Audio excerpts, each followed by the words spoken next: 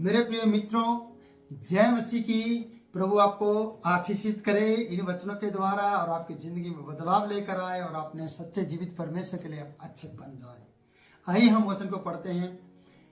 योना नबी की किताब है और ये किताबों में सबसे छोटी किताब है और इसकी स्टोरी, इसकी कहानी और इसकी जो घटना है बड़ी प्रिय लगती है कि परमेश्वर के सामने से भागना कितना भारी पड़ता है। तो प्रिय, हम परमेश्वर के वचन से पढ़ेंगे पहले अध्याय से और उसके 11 पद से। वहां पर इस प्रकार से लिखा है, तब उन्होंने उससे पूछा, हम तेरे साथ क्या करें जिससे समुद्र शांत हो जाए।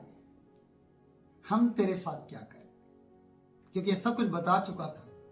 मैं इब्री हूं, मैं इस जाति का हूं, इब्री जाति का हूं।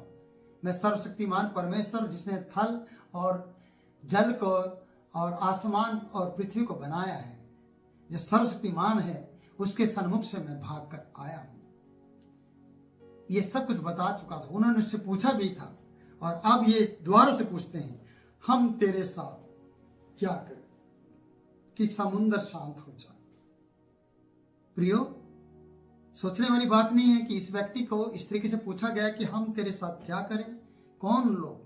यात्री लोग, मल्ला लोग जो नुकसान उठाकर बैठे हुए थे, वो लोगों ने पूछा, हम तेरे साथ क्या करें।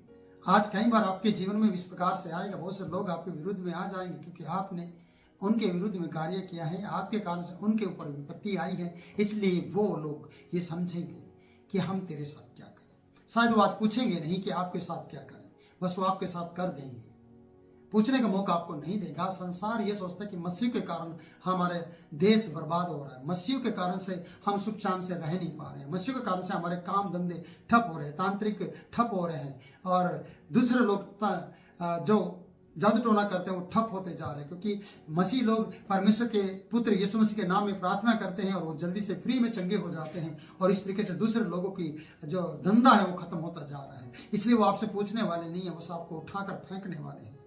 आपके साथ गलत करने के लिए वो जल्दी से आने वाले हैं। इसलिए उससे पहले कि वो आपसे पूछें, आपसे आए और आपसे ये कहें, हम तुम्हारे साथ क्या करें कि समुद्र शांत हो जाए।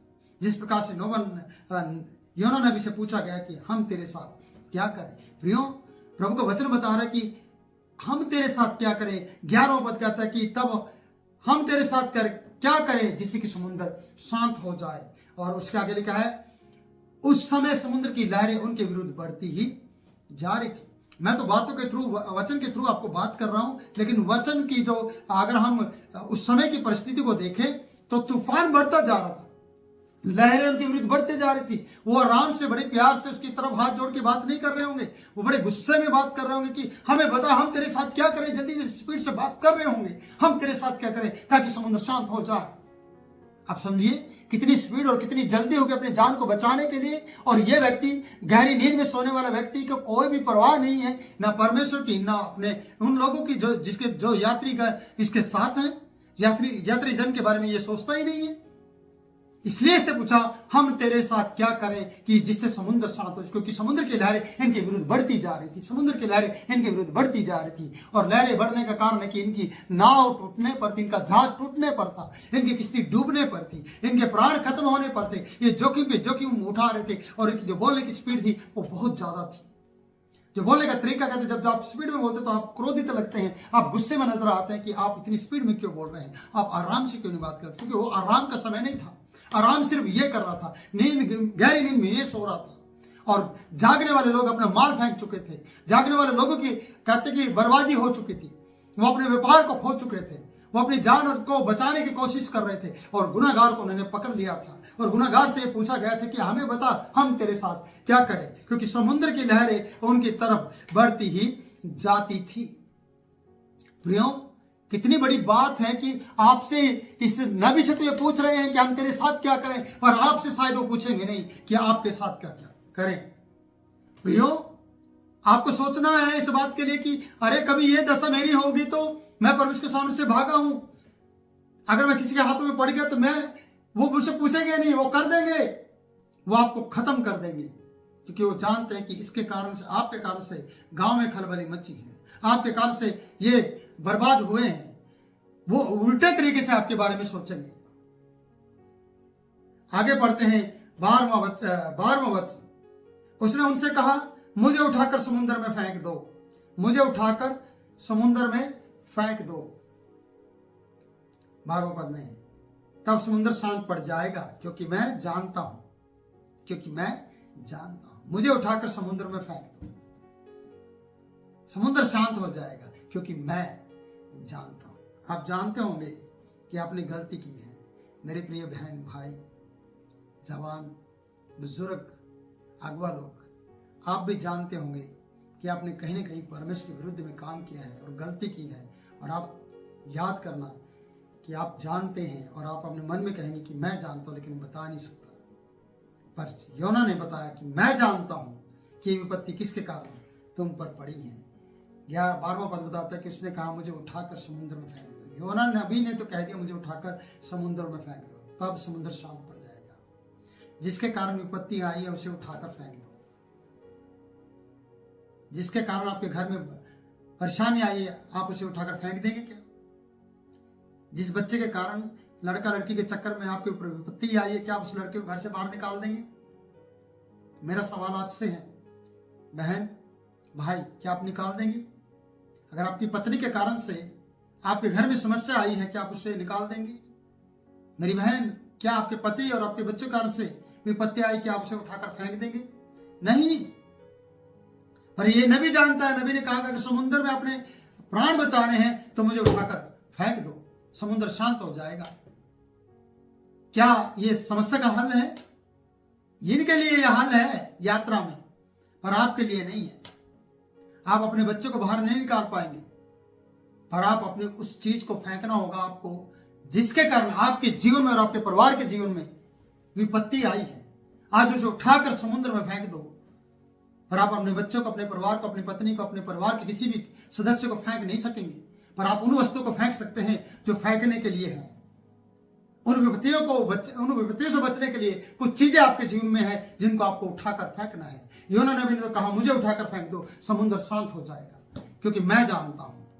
आप कह पाएंगे ये बात कि मैं जानता हूं कि विपत्ति किसके कारण मुझ पर पड़ी है, क्योंकि मैं जानता हूं। ऐसे उसने कहा है कि यह भारी आंधी तुम्हारे ऊपर मेरे ही कारण आया है, क्योंकि मैं जानता हूं। तब समुद्र शांत पड़ जाएगा क्योंकि मैं जानता हूं यह भारी आंधी तुम्हारे ऊपर मेरे कारण आई है। आप बता पाएंगे ये बात? अपने लोगों किसी को कह पाएंगे? मसीह को कह देंगे कि यार मैं गुनहगार हूं इस बात के लिए? मेरे प्रिय सेवक, मैं आपसे भी कह रहा हूं, अपने चर्च को आप बता पाएंगे जब आप चर्च लेते हैं कि मैं गुनहगार हूं इस बात के लिए कि ये जो मसीह चमत्कार नहीं हो रहे हैं ये मेरे कारण हो रहे हैं, नहीं हो रहे हैं, क्योंकि मैं इसके लिए गुनहगार हूं? बता पाएंगे? क्या मेरी बहन, आप अपने परिवार को बता पाएंगे कि मेरी जिंदगी की गलती के कारण से ये काम नहीं हो रहा है, मैं इसके लिए गुनहगार हूं? क्या मेरे प्रिय भाई, आप बता पाएंगे कि विपत्ति है, दुख, क्लेश, परेशानी, बीमारियां मेरे कारण से आपके ऊपर आई हैं, मैं इसके लिए गुनहगार हूं? क्या आप इतना जिगरा रखते हैं, इतना हृदय रखते हैं, इस बात के लिए दम रखते हैं कि आप ऐसा कह पाएंगे कि यह विपत्ति मेरे कारण पड़ी है? योना नबी ने ऐसा कहकर इन लोगों को बचा लिया। और आगे हम देखते हैं प्रियो कि उसने कहा, मुझे उठाकर फेंक दो। क्या आप कहेंगे मुझे उठाकर फेंक दो? मैं नहीं कहना चाहता कि आपको उठाकर फेंक देंगे। मेरी इच्छा नहीं है ये, और लोगों की इच्छा भी नहीं है, आपके परिवार की इच्छा भी नहीं कि वो आपको उठाकर फेंक दे। पर आपके अंदर जो गलती करवाती है, योना की गलती कराने वाला इसका मन था, इसका विवेक था। इसने कहा, मैं वहां नहीं जाऊंगा, मैं भाड़ा देकर याफा में जहाज में तरसीस के लिए निकल जाऊंगा और तरसीस जाकर ऐशो आराम करूंगा। ऐसे कई विचार आपकी जिंदगी में आएगा कि मैं इस चर्च में ना जाकर और कहीं जाकर ऐशो आराम करूंगा। प्रियो, ये आपके मन की बातें हैं, इसलिए मन की बातें कभी भी आपको मंजिल तक नहीं पहुंचाएगी। मन की बातें आपके अंदर आपको बर्बाद कर देंगी। इसलिए योना ने अपनी सारी बातों को उगल दिया और बता दिया और कह दिया कि मैं गुनहगार हूं, मेरे कारण तुम्हारे ऊपर ये विपत्ति आई है। क्या आप एग्री हैं इस बात के लिए कि विपत्ति मेरे कारण आई है?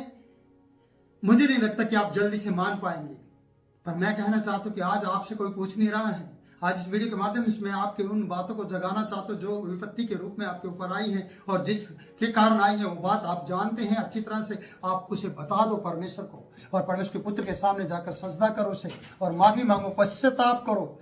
यही आपका प्रायश्चित रहेगा कि आप उसे मान लो। आप प्रायश्चित के बदले में क्या देंगे? जो आपने पाप किया है उसको बताने के लिए आपको कहना होगा, परमेश्वर मैं गुनाहगार हूं।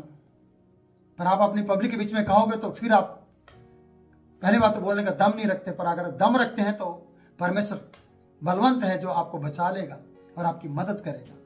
और यहाँ पर हम देखते हैं कि इसने सब कुछ मान लिया है। क्या आप मानने के लिए तैयार हैं? अगर आप मानने के लिए तैयार हैं तो ये वीडियो आपके लिए है और आपकी जिंदगी बदल जाएगी।